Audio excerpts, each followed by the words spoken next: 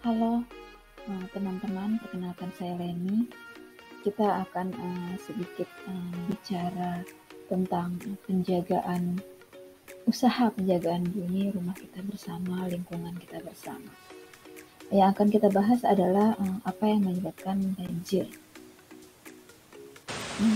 Seperti kita ketahui, penyebab banjir yang pertama adalah adanya penebangan hutan. Penebangan hutan menyebabkan daerah resapan air berkurang sehingga ketika curah hujan yang tinggi tidak bisa mampu terserap dengan baik di hutan-hutan sehingga terjadilah banjir. Berikutnya adalah pemanfaatan lahan yang berlebihan seperti pemukiman yang tidak memperhatikan AMDAL. Sebenarnya kita banyak menemui adanya pemukiman yang tinjauan AMDAL menyatakan bahwa daerah tersebut tidak tepat untuk sebuah pemukiman. Namun nyatanya keputusan sepihak tetap membangun pemukiman di sana sehingga ketika terjadi curah hujan tinggi, kekhawatiran yang sempat ada seperti banjir nyatanya sampai kepada pemukiman tersebut. Berikutnya adalah pembangunan pabrik yang tidak memperhatikan AMDAL. Hal lain bisa jadi karena lahan tersebut memang kurang tepat untuk pembangunan gedung-gedung pabrik yang layaknya hanya untuk resapan air. Jadi ketika pabrik-pabrik banyak dibangun, resapan berkurang ketika curah hujan tinggi dan tidak tertampung, maka terjadilah banjir. Berikutnya adalah perkebunan sawit yang tidak memperhatikan AMDAL. Indonesia memang daerah yang cocok untuk perkebunan, namun jika tidak memperhatikan AMDAL, itu sangat merugikan bagi kita karena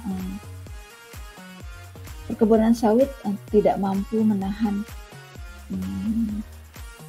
curah hujan yang tinggi, sehingga dia tidak mampu menahan air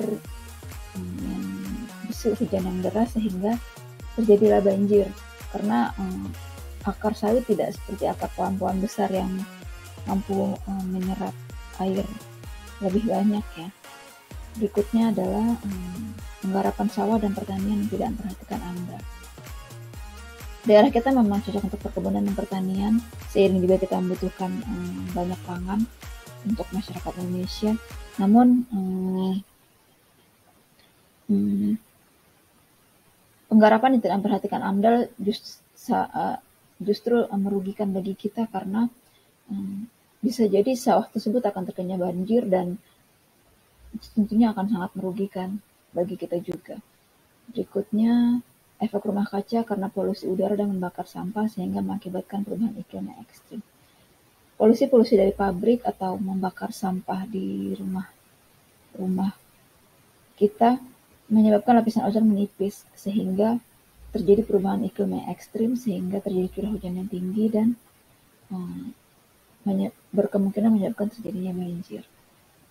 Berikutnya adalah membuang sampah di aliran air seperti selokan rumah, selokan sungai atau di kali ya, di aliran kali gitu sehingga ketika ada curah hujan yang tinggi, namun kali, sungai dan selokan kita tertimbun sampah, menyebabkan air tidak tertampung dengan baik sehingga terjadi luapan dan terjadilah banjir. Berikutnya adalah membangun perumahan di bantaran laut, sungai atau kali. Membangun perumahan di bantaran laut, sungai atau kali sebenarnya kurang tepat ya karena pembangunan di sekitar aliran air itu membuat kita membuang sampah kita ke aliran air karena kita berpikir ketika kita buang sampah di aliran air, sampah akan mengalir gitu dan tidak akan ada masalah. Nyatanya tidak hanya 1-2 orang melakukan itu sehingga terjadi penumpukan sampah, pendakalan sungai atau kali sehingga ketika ada luapan, ketika ada curah hujan yang tinggi dan sungai atau kali tidak mampu menampung maka terjadi luapan dan terjadilah banjir. Berikutnya adalah curah hujan yang tinggi namun tidak ada daerah resapan air. Hutan kita yang berkurang menyebabkan curah hujan yang tinggi tidak tertampung, sehingga air yang deras itu turun semakin jauh sampai ke pemukiman sehingga terciptalah banjir. Berikutnya adalah kurangnya kawasan drainase karena hutan, rawa, dan sungai sudah berubah fungsi sehingga tidak bisa menampung luapan air.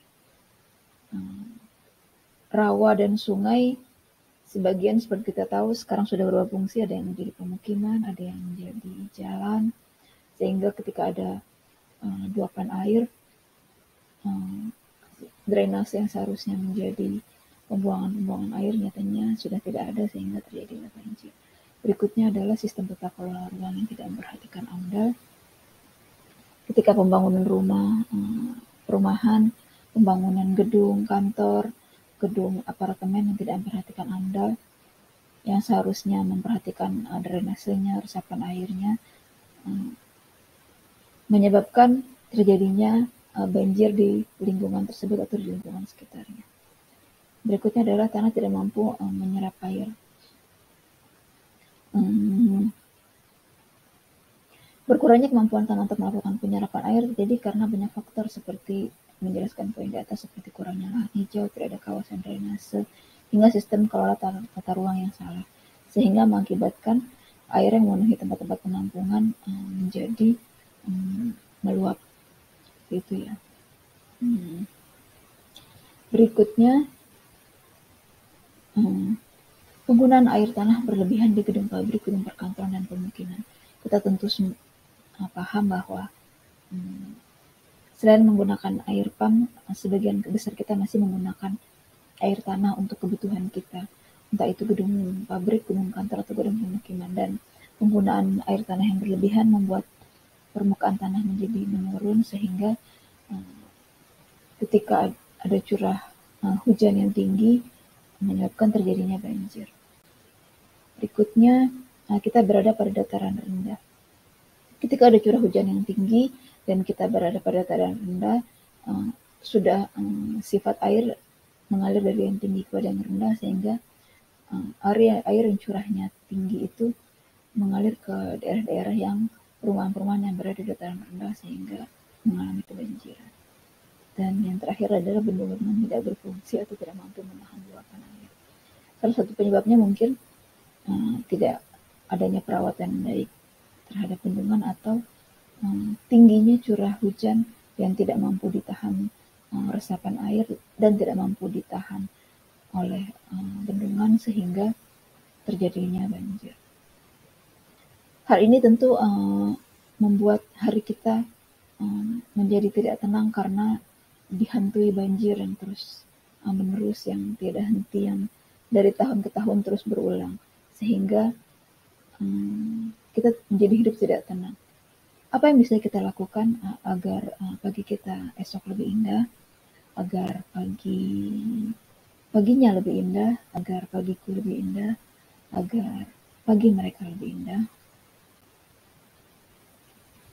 Yang pertama tentunya dimulai dari diri kita sendiri, tentu saja dengan tidak melakukan 15 poin yang ada di depan tadi. Dan jika kita sudah terlanjur melakukannya, mari kita tinjau ulang, kita perbaiki bersama.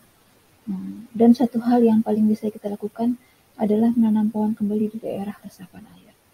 Entah itu di hutan yang gundul, entah itu di lingkungan sekitar kita, entah itu di perkebunan yang harusnya menjadi daerah resapan air, entah itu di hutan gambut, dimanapun lingkungan yang harus menjadi resapan air, mari kita tanami kembali dengan pohon-pohon tua, pohon-pohon besar yang bisa menjadi